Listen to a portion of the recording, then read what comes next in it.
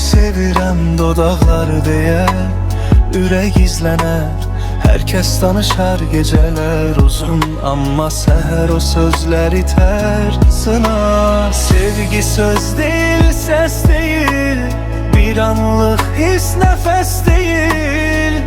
Əgər qalmaq çətindirsə, deməli o sevgi gerçək deyil. Sevgi yüktür amma şirindir, qaçan yox, qalan seçiləndir.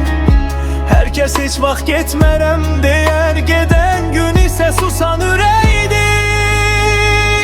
Sevgi sözlə atılmaz ortaya, sevirəm deyib külək kimi yoxa.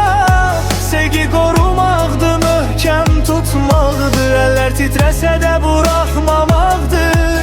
Əgər sevirsənsə qal yanında, yalnız sözlə yox hər anında.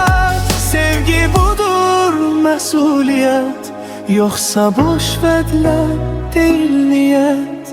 Getmərəm deyən çox olur, amma qalan az tapılır. Çətin gündə üz döndərən sonra sevirdim deyib danışır. Mən nağıla inanmıram artıq, mən səssiz qalan sevgini tanıyıram. Yanımda duran, susub da qalan mən əsl sevgini onda anlayıram. Sevgi sübut istəyir hər gün, səbrlə sədaqətlə düzgün. Bir gün yox min gün seçməkdir, hər dəfə yenidən biz deməkdir. Sevgi sözlə atılmaz ortaya, sevirəm deyib külək kimi yoxa.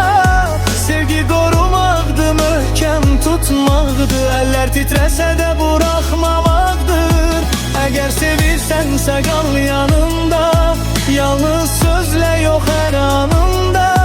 Sevgi budur məsuliyyət, yoxsa boş vədlər deyil niyyət.